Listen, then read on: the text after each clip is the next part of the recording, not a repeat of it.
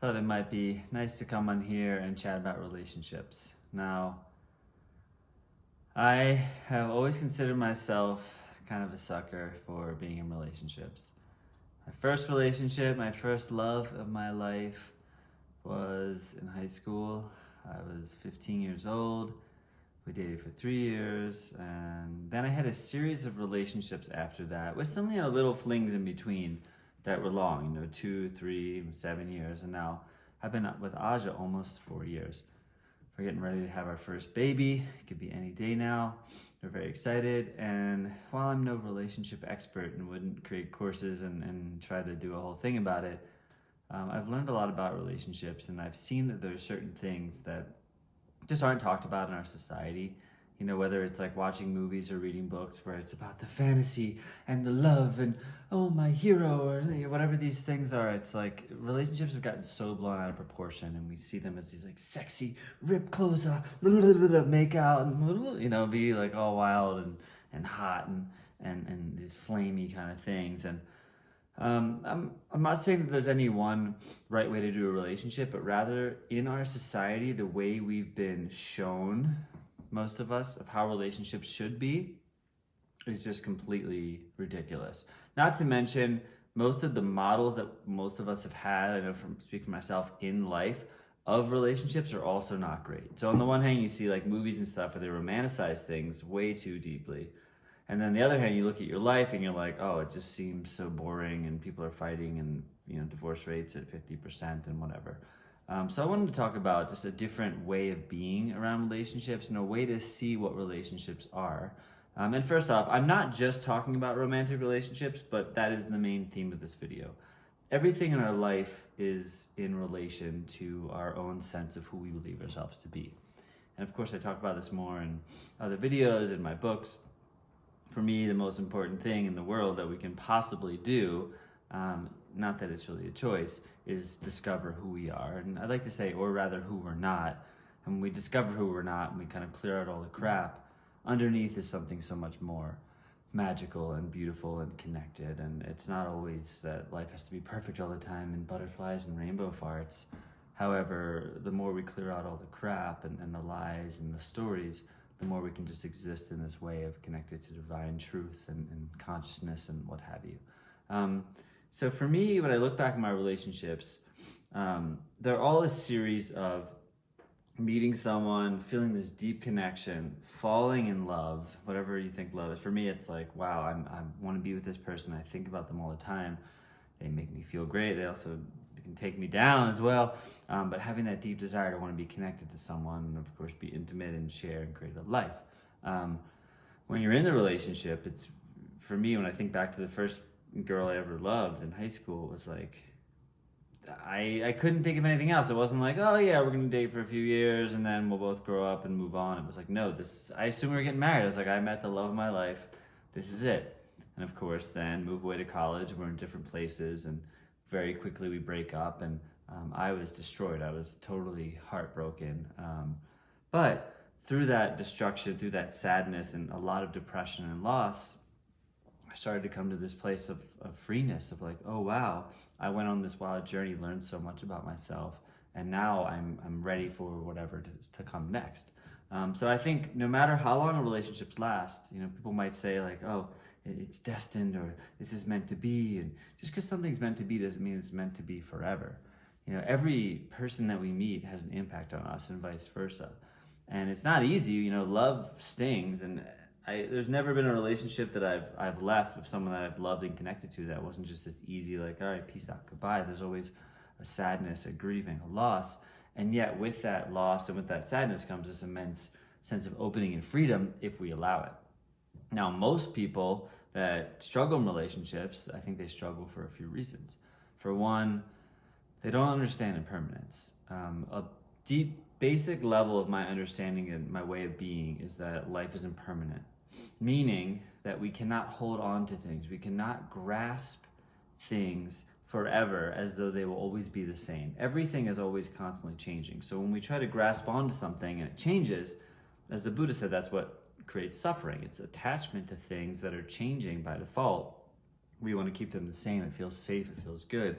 but because they're always changing, we end up feeling suffering. Now for me, when I first got into Buddhism and these different ways of being, I thought, non-attachment meant, okay, cool, no relationships, no friends, just be this like at one with everything and no worries. And that might be something that works for people. But as I've personally seen over time, what makes sense to me is if I feel a connection to someone or something and I check in, like this is real, I dive fully in. I have lost enough in my life, friends, family members, relationships, things that have ended, people that have actually passed away. I've lost enough in my life and grieved enough to know that no matter how hard something is and how sad it is, I still have myself. I still am able to find some sort of understanding, some sort of lesson, some sort of relief in that grief. It doesn't mean I don't still think about those people. It doesn't mean I don't still miss them at times, especially people that have a deep impact on me. But I've survived to tell the tale, if you will. And when you've lost enough things, at some point you realize, oh, loss is part of life and it sucks. And there's a process to grieve that, and new things come in. It's like when a tree falls in the forest, the tree doesn't just gone and everyone's sad. It's like, no, it's turning into something else, right? The forest might feel an impact, but ultimately that tree's going to break down, turn into nutrients for the soil, and then help support the ecosystem. So my whole perception of death and loss has changed. And the reason I bring this up in relationship is because if you're someone who has lost someone recently and you feel that immense heartbreak, or you're like, oh my God, they were the one, I can't believe it, out of nowhere they left me, and I promise you, whatever you think, whatever your ego is telling you about this person was the one, if they left you or you left them or it didn't work out, they may have been the one for then in that moment, but it doesn't mean that has to be forever. I've had people tell me, and I've told other people, I will always love you. I will love you forever. And something I've come to see is that forever is in a moment. It might sound good to say that, I will always be there for you, but we hear the word always. I will love you forever, and it's like, oh, this is going to be forever, right? For the eternity. It's like, no, forever is in a moment. People say words because they sound nice, but all we have is the moment, and whatever you're saying in the moment, cool, in that moment you love this person forever. Things can change. So we can save ourselves a lot of the suffering, and not that I'm trying to get away from suffering or just pass right through it. If we at some point realize that, yes, loss happens and it's sad, and if somebody moves on from us or doesn't like us anymore, it can be soul crushing, and yet that's how life works.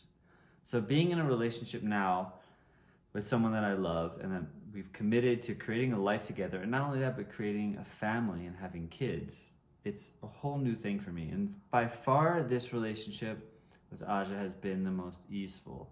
But I had to go through a lot of other relationships, many years of relationship schooling, if you will, to get to this place of ease.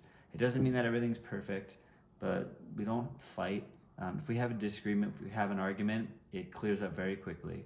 And I'm going to explain why. And this is a testament, I think, to both of us having gone through a lot of relationships, done a lot of work on ourselves, whatever you want to call it, and getting to this place where if there's an inner struggle that one of us has, take me for example, if I'm going through something or she's going through something, I'm never making it about her. I'm never like, oh, you need to do this and you're ruining our relationship, or you need to change. Something I learned many years ago is just like, it's easy to see relationships as this kind of equal 50-50 kind of thing. Like, okay, if I show up and do my part, they show up and do their part, then everything's good. But what happens is that creates the space for them not to show up. Or, hey, I did my part, you didn't, let me just start blaming you.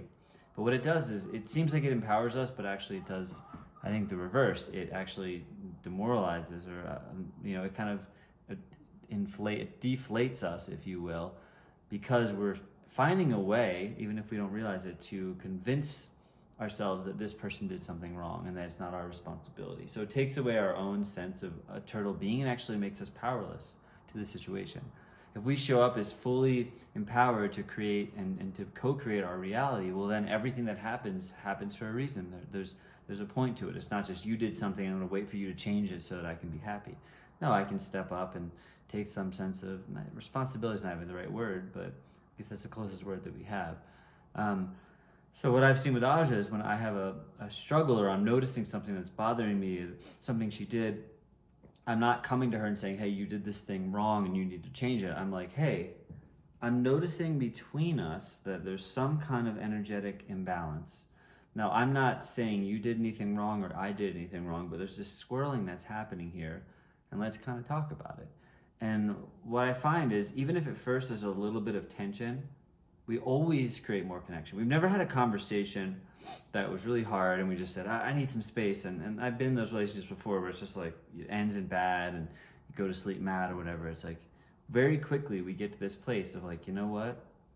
You're right, or I agree, or yes, let's like work on this together, or the reason that I did that was because I have this deep fear of whatever. And what that leads to is creating more connection, because I'm meeting her and myself more from this emotional understanding that there is no right and wrong in a relationship. But if one of us is aware that something's happening that doesn't make sense, that's not supporting our relationship to thrive, well, we bring it up. And we don't bring it up from, hey, I'm blaming you for doing this, or you're doing this and it's ruining my life. I'm like, no, I'm not putting any responsibility or blame on you. I'm just recognizing that there's some kind of energetic patterning that's happening. Probably came from some kind of past conditioned experience that's sort of on us in this relationship. Let's work through it. Let's talk through it together. So take that in for a second. Does that make sense? Basically, as humans, we're conditioned to have all these beliefs. You know, we go through relationships and we see movies and we get conditioned to believe things are supposed to be a certain way, you know, super romantic, or, you know, this passion all the time thing. And we see our parents do things and we're told this is how relationships work. And we take on all these stories and then we bring in all our baggage into the relationship. Whereas, if we're able to start to transcend that, you can start to see that, oh, the moment, and this is something that really hit me, I heard years ago, the moment we think we know someone or we know how something's supposed to go, we're no longer relating to them. The moment we're like, oh, this is who you are and this is what I expect of you, or this is whatever, we're not in relationship with them, we're in relationship with an idea of who we think they are or who we think we need them to be. Whereas if we show up just open to, this person's changing all the time, I'm changing all the time, and we just want to stay in connection. Every day it's like a choice to say, hey, we want to do this life together. We show up in this open way, well then there's no specific versions. Like, I'm not looking at Aja and saying, this is how I expect you to be all the time, and this is what you said you'd be. It's like, no, I'm open to things changing. I want to just meet you where you're at, because I don't want to hold you to be something. And in relationships, people, it's very easy. I've done this so many times in the past, and I've had jealousy issues and control issues and stuff. It's so easy to just grab someone and say, hey, I like you as this, I like you when you treat me this way, I expect you to do that all the time. And then when they don't, it creates suffering and it creates, you know, pain and all these things. So yeah, take that on for a second. I know I'm kind of throwing a lot out here. When I make these videos, I just press record and talk. I don't have a plan. Even if I come into the video like I'm gonna make a video about X, it usually ends up being something totally different, because when my mouth opens and words start coming out, that's just the way she goes. So another piece about relationships is that there's two things I want to bring up, and we'll see if I remember them. One of them is that, you know, because we see in movies and things like that where it's about deep passion and romance, we're stuck in this area of comparing our relationship to what we think it's supposed to be. When we watch movies in Hollywood and stuff, everything's, you know, fabricated and inflated and all this stuff. That's not really how it is. And in fact, I would venture that a lot of relationships that have that deep, crazy, wild passion, sex, and ripping clothes off, I don't want to just assume this upon everyone, but from my experience, a lot of times that is actually like these more traumatic responses where people go into these states of letting, you know, their sort of hormones and things just take over, and it's wild and crazy. But the more I see relationships that are more balanced and understanding and connected, that is like, maybe that's there at the beginning, but it's not really the juice. To me, the juice of the relationship is honestly in the mundane. For Aja and I, most of our relationship is, we say magic in the mundane. We host retreats here. People come in and we're like, come and live. We're not trying to create these high peak experiences all the time. Life is this integrated experience where we're just being with what is. And we can look for the high highs all the time, but usually, you know, if you're going for the high highs, you're going to be crashing, you know, lower and lower. And I see this to people all the time. Like, I saw this, it's New Year's. I saw a lot of people were like, 2023 was the highest of highs and the lowest of lows. You're like, well, it's right there. Hello, it's right there, people, literally in what you said. And there's nothing wrong with that if you want that, but I find that there's, as like the Buddha says, there's this middle path that we can start to venture on. And I'm not perfectly in the middle, maybe like this. I still have little wave patterns, but I think there also aren't straight lines. There are these, everything is in wave patterns, but it's like, do you want to be, oh God, or more this like even keel? So when things do kind of hit you down, it's not as intense as it used to be. So our relationship, I mean, most of it, there's the passion and there's the love and all these things, but most of our relationship is the magic and the mundane. A lot of it's just us hanging out, grocery shopping, cooking food, eating meals, making decisions, thinking about, where we want to be, what we want to do, going for walks, gardening, playing music. Just very simple things that we find joy in. We're not just always seeking these high thrills and adventure, and that might work for some people. But as I've come to see, again, it can also create a lot more drama. So I think in the past, I used to think relationships had to be this like just explosive, wild thing. And I've come to see it's like, I'm just not interested in that anymore. Maybe it's because I'm almost 40. Things have changed a lot over the years. But yeah, it just feels more simple, more even. Now, the other piece is that I think in relationships, people desire this independence. And it's like, I want to stay independent. I want to marry someone or, whatever, but I want to be independent and I want to have my own things. And it's like, cool, I get that too. And recognize that when you're making a commitment to create a life with somebody, that it's no longer just about individual you. You're not going to be living the same life. Even friends that you hang out with, things that you do are going to start to shift. Just like I'm noticing with getting ready to have a baby, it's like, oh, I see the people that I'm around that aren't in that sphere at all, and how different that is. If people are just like living this single life and going out and partying, it's like, it just doesn't match up in the same frequency as it once did. So when two people come together and create a new reality, it's like something changes, something shifts, and there's a beauty to that where it's like, oh, it's not just about me being single and having the same freedom. Like, no, I don't care about that. That's boring to me. What I enjoy is actually creating connection and creating love amongst somebody and saying, hey, we're doing this thing together. I like you, you like me. We want to be together. We want to spend our time together and grow a life. Cool. What does that new thing look like? I'm okay to quote unquote sacrifice some old independent version of myself to create that, and that actually feels better. And as I said earlier, I'm aware that we're making this commitment to each other, and life is constantly changing. Things change inevitably. At some point, things are going to change, whatever that might look like. It's having a kid.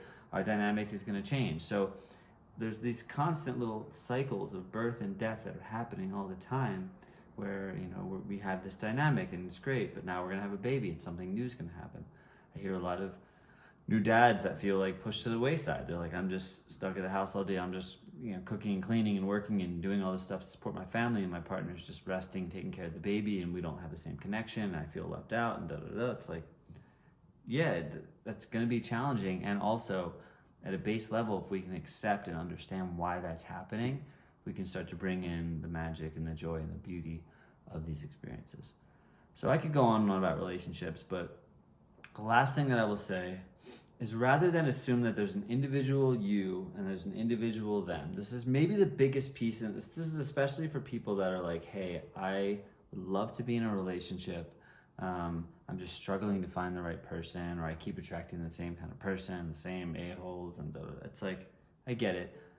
Recognize that there's no you separate from somebody else. Relationships are the most work and the deepest work, I think, because they are a mirror. You meet someone and all of a sudden they're a mirror for you to see all the things you do and don't like about yourself. And we can project it and put it on them. But if we're always pointing the finger back at our own experience, well, things start to change. So if you're someone that struggles with finding the right person, I want to sort of challenge your mind to open up to a new idea. I grew up maybe the shyest kid. When it came to girls, I could not be more scared. I could not be more shy. To the idea of asking a girl out, let alone going in for a first kiss, was so nerve-wracking that I ended up attracting a lot of women that were more, aggressive, that had more maybe of a masculine undertone, and they were likely to make the first move, or they were the ones that would say, hey, I like you. Now, once a girl said, I like you, or I want to kiss you or something, I'm like, cool, I felt that sense of freedom. But the fear of rejection, the fear of going in for a kiss and being rejected, which in my life, I pretty much never had, because I was so scared to even try that I waited to make sure that this person wanted to do that. So that was my experience for many, many years in relationships. To talk to girls, I sucked at flirting, I sucked at making moves, any of this stuff. I was just so scared and so shy. Meanwhile, I had friends that were just so forward and aggressive and all this stuff, and they just had the moves in the game, and it was like, damn. When I went through this journey and I woke up and I started to see things differently and recognize that life was an illusion and everything was made up and myself wasn't real, and that no self, was this concept that kind of like, I'm no defined person, I just exist. So I don't have to put these labels on myself of, I'm shy or I'm fear or whatever. What shifted was I started to realize that I wasn't separate from my experience that I was having. All I have is consciousness, all I have is awareness. I might see somebody else and say, oh, they're this external person, they have their whole own life and they have nothing to do with me, and I hope that they like me, and what if they don't? And that's how I used to think. And then I was like, oh no, I exist as one with everything. So if somebody's in my orbit and I'm just being myself authentically in that moment and I feel a connection, well, something's gonna happen.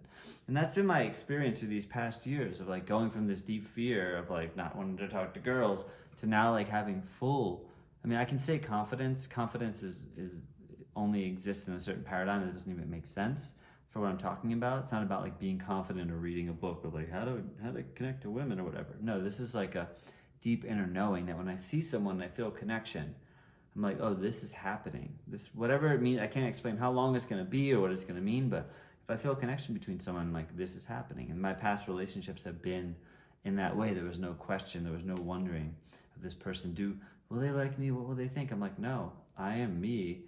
And if there's a connection here, we're going for this. There's no question. So I bring that up because it flips the script. And what I tell people and what I put in all my books and the basis of everything that I do is like, don't worry about everybody else and whether they're going to like you, or is there somebody out there for me and I thought I had the one. It's like, focus on finding this inner knowing within yourself first, and then everything else will unfold from that place. I'm not just talking about relationships, but friendships, passions, career, all the other stuff, place will start to unfold. But first you do this process of looking at, who you think you are and starting to burn through all these false beliefs and ideas till you come to this place of just presence and knowing. And from there, there's this immense freedom that happens where you're like, oh, I exist as part of everything. I don't have to worry about, am I going to meet the right person, or is this person going to break my heart? Like, everything serves a purpose. And if you meet somebody that you fall in love with, I've had people that I've been deeply in love with and like borderline obsessed with, and that the relationships ended, and it's heartbreaking and soul crushing. Even in this process of no self and going through this process, I've still had these deep connections and attachments, but I'm not afraid to give myself to a moment anymore, because I've survived, breakups and loss and all this stuff. I've lived and only grown more from it. So now if I feel a connection with somebody, I give myself fully to it rather than try to guard myself, which people are so scared of being heartbroken. It's like, my heart's been broken a million times and it's broken open. Eventually it breaks open and you're like, wow, I just feel love. I'm not like love. It's like, I just feel a sense of love and connection for life, for the universe. And I'm not worried about that being taken away because somebody hurt me. Now, it's maybe not the norm. I don't think it's the norm of the way of being, but to me it makes perfect sense, and proof's in the pudding. And I've created an immense sense of connection with people and my partner, and it just becomes very obvious. So if this video is helpful, great. I'm not going to tell you. It's funny, I see so many videos like, if you like this video, like it, subscribe.